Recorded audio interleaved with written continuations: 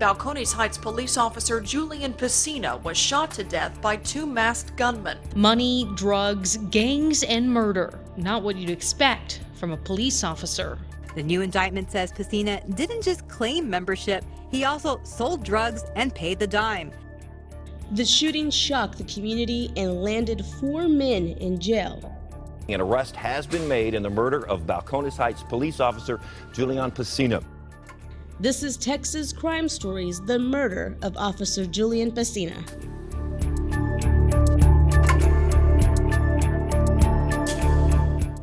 A little after 10 p.m. on May 4th, 2014, outside of the Notorious Ink tattoo and piercing shop in Balcones Heights, Julian Pesina was supposed to be meeting with Jerry Spooks Idrogo. Both men were members of the gang known as the Texas Mexican Mafia. The meetup was intended to be Pesina paying the weekly tax or dime he owed to the Texas Mexican Mafia for selling drugs. Instead, it turned into an execution-style murder when 2 men armed with a shotgun and a pistol showed up in a white car and shot him. But this wasn't your typical gang-related shooting. You see, shielding his iconic gang tattoos was a Balcones Heights police uniform. Pesina was living 2 very separate lives that collided and led to his death. According to federal court records, Pesina claimed to be a Texas Mexican Mafia member who had not reported to the gang in 6 years. A $6,000 fine he owed was levied as long as he started reporting to gang leadership Jerry Idrogo and Ruben Reyes and selling drugs to members. During one of those drug deals, Pesina was outed as being a cop. That's when Idrogo and Reyes started investigating Pesina's day job, and a hit was ultimately placed on him. What Pesina didn't know, his fellow officers were also looking into his ties to the Texas Mexican Mafia. Documents obtained by our KSAT investigators show an officer named Kenneth Ortiz brought up concerns over Pesina with then Balcones Heights Police Chief Henry Dominguez. The concerns were dismissed by Dominguez, but the FBI was already looking into Pesina's shady ties. They had set up secret surveillance cameras and were watching his every move. The week of Pesina's murders, the FBI was planning on arresting him. Ultimately, 4 men were arrested: Idrogo, Reyes, Alfredo Freddy Lo Cardona, and Jesse J. Santibanez. Cardona and Santibanez were the triggermen. The court cases that followed highlighted the planning put into Pesina's murder and the cutthroat nature of the Texas Mexican Mafia.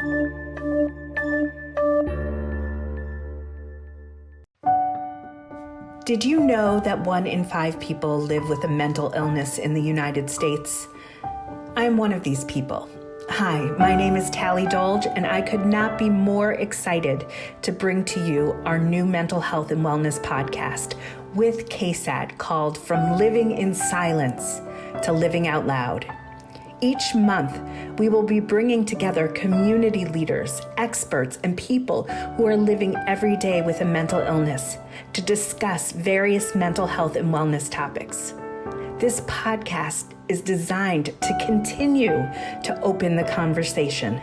Together, we will explore these brave, resilient, and life-changing stories. We can't wait to have you join us. Releasing on all podcast platforms and on KSAT's YouTube page in 2023.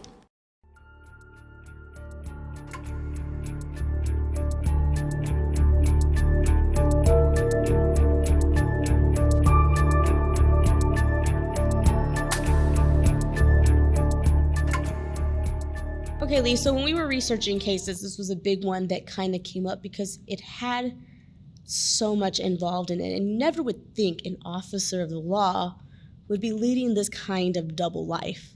Exactly, and I think part of what spurred our KSAT Investigates team to really look into this is the fact that any other time we've seen an officer killed, it is this huge procession, it is a huge loss for the community, people are mourning openly. That didn't happen with this case. No, I remember I was, working as a producer here and being like, there's something missing here.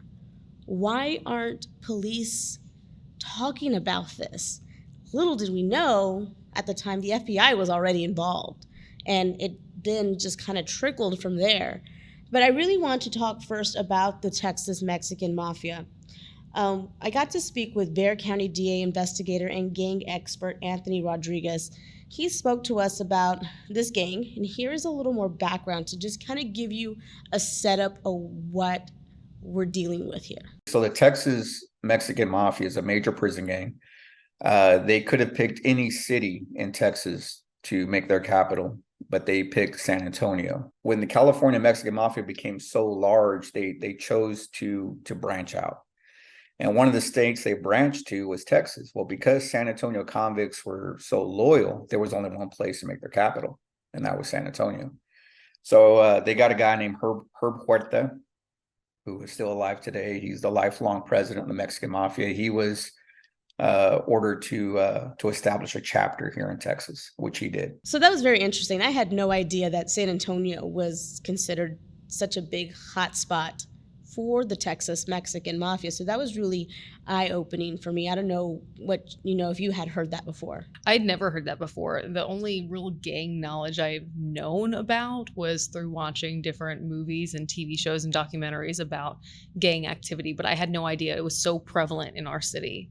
Since then, I mean, the gang has since grown a lot through the years, and Anthony goes on to say that they are now what is called a generational gang and like to keep a low profile and are still very active today. They do not want to garner attention from law enforcement or from the community. In the end, they are still a criminal enterprise. And so they don't want a lot of attention, but they are here. They're, when I say they're large, they're now spanning states now, and now they're raising their children into it. And so the gang membership doesn't go away. It now is more strengthened. It's become family, and that makes them very dangerous and very large. What's fascinating for me about them is not only do they speak their own language and they have their own culture and they have their own identity, they live amongst us, and most people aren't aware of it. You go and you go to a barber shop and there they are cutting your hair. I mean, it's just an interesting world that lives amongst us, and most people are unaware of it. I think it is actually wild to think that this is a generational activity almost to get involved in. You would think that, if mothers and fathers had experienced crime themselves and were getting arrested, they would think you would not want your child to follow in your footsteps. You'd want more for your child. You'd want them to achieve more, to have a different life. But no, they're raising their children to get involved in this. I think it's all they know almost. It's like a continued cycle. They were raised in it, their kids are raised in it, and now it's another generation being raised in it.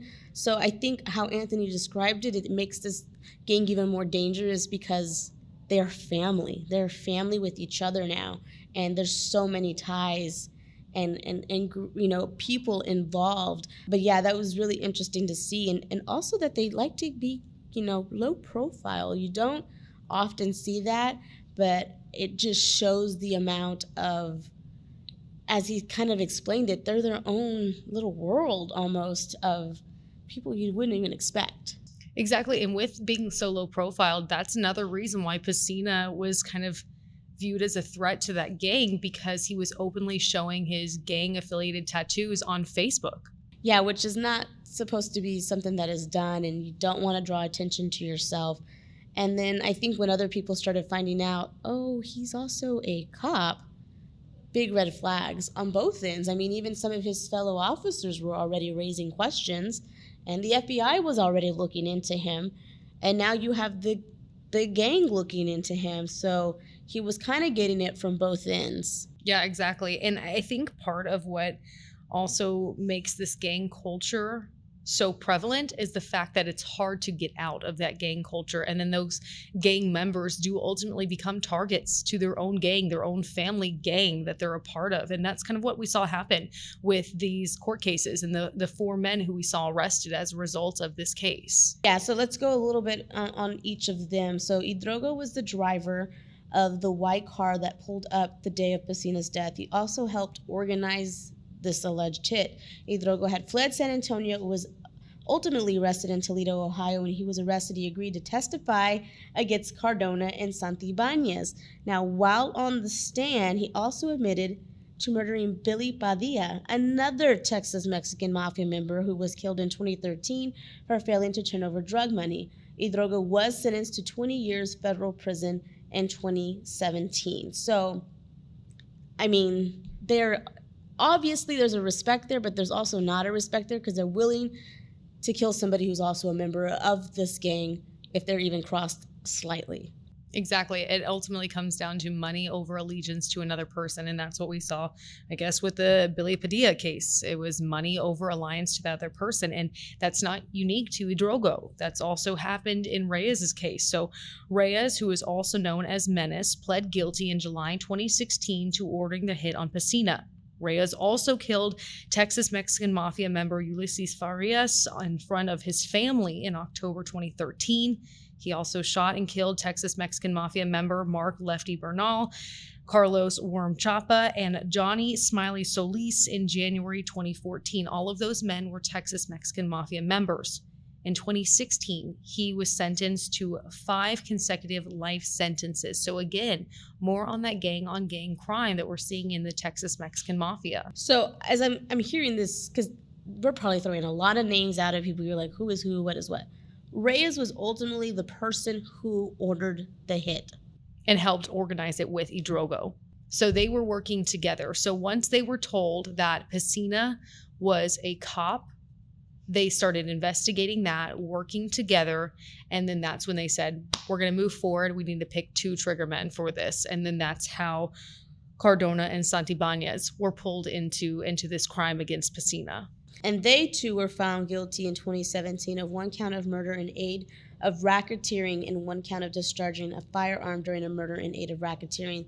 The day of Pesina's murder, Santibáñez and Cardona ambushed him outside of the tattoo shop. It was caught on camera, shown in court. After the shooting, the pair went to Cardona's then girlfriend's apartment to change clothes, wash off, and clean off the gun. Court records show that they studied Pesina's route and dug a hole. They even dug a hole to bury him in. Both men were sentenced to life in federal prison. Now, this is kind of when these court documents started coming out, and as well as when the trial, we started getting these details that we didn't know about before. And I mean, I don't even think at the time we knew that they had dug a hole to bury him. I mean, of course that didn't happen because it happened in front of the tattoo shop, but it was meticulous. They did not go into this blind. They did not go into this haphazardly. No, Pesina was drawn out by Hidrogo saying you need to pay the dime. That's why he was in front of the tattoo shop. And then Hidrogo drove the 2 other men in that white vehicle. So this was an organized hit on Pesina. And it came out also in trial that once Santibáñez and Cardona were done with the crime, they wiped off that gun and gave the guns to Reyes to dispose of. So all of this was so connected and so well organized between the 4 of them that if one went down, they were all going to go down for this. And they didn't know at the time, the FBI was already conducting surveillance. And I think that's why this case was able to be solved so quickly, because there was that camera that was set up outside of that tattoo shop already watching Pesina, but yet they see this hit take place almost days before they were actually going to arrest him. So there's your evidence in court. And it's no wonder that, Hidrogo, was like, hey, I will testify against the other. You kind of have me on camera doing this. And all this court records revealed just how intricate this was. Exactly. And Hidrogo was already on the run to Toledo, Ohio, getting away from the other Texas Mexican Mafia members who were then going to take him out. So he was running, he was scared and said, hey, I'll help you out, feds. Don't worry. I'll testify into this. And so he's safely in jail for the next 20 years. 20 years. That's all you got. Mm-hmm. Yeah. And was it federal prison? Mm-hmm. Yeah. I mean, it's not like your regular Texas state. Exactly. But honestly, that's probably a safer bet for him to be in there than on the streets in San Antonio with other gang members looking to take him out. Yeah, so I asked Anthony about this case. He wasn't too familiar with the Pesina case. It wasn't a case that he handled. But as far as, as far as the specific details, but he did offer some insights I thought that were interesting. the Mexican mafia specifically, and there's a lot of prison gangs like this, have a saying, and the saying is there's only one way in and only one way out. The other saying is, blood in, blood out. And so what that basically means is you're going to have to commit violence to get in, and it's going to be violent to get out. I'm unclear as to why he was murdered, but that particular lifestyle is very common for those members to end up, the victim of some sort of violent crime. In the end, they're people like the rest of us, although they are criminals by definition. Generally, they have their own agenda, which does not become part of your agenda unless you enter that world. And this officer is a great example of that. He is somebody who entered that world, and we see what happened. I asked him if he was ever scared. This is kind of give you an idea. Anthony was an intel investigator, so he spoke with these people. He spoke with them in jail. He got to know some of these gang members, and I was like, are you terrified? Like, that sounds scary. He's like, there's a respect. I don't cross the line. They don't cross the line.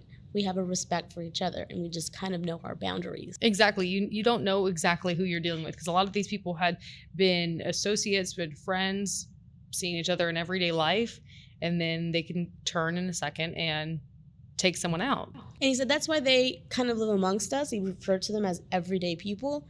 He's like, but when they take off their shirt, that's when you see the tattoos. They don't flash those tattoos only to people they need to flash them to, so they know who they're messing with. He says, and that's kind of something they've learned as they've talked to them in the prison systems and in Bexar County Jail. So it was very interesting insight from Anthony about how this gang operates and how they work amongst us, and possibly not ever knowing that we could be literally next door neighbors to one. Exactly. Yeah, it's just and the fact that San Antonio is still the hub for it, that just blew my mind when he said that, because I would have never guessed whatsoever. Because they're so active, I'm sure we'll be talking about it again at some point on this podcast or in our newscasts at some point, but we'll just have to wait and see what happens with it. Thanks for being with us for the official launch of Texas Crime Stories. We'll be back next week with a whole new episode.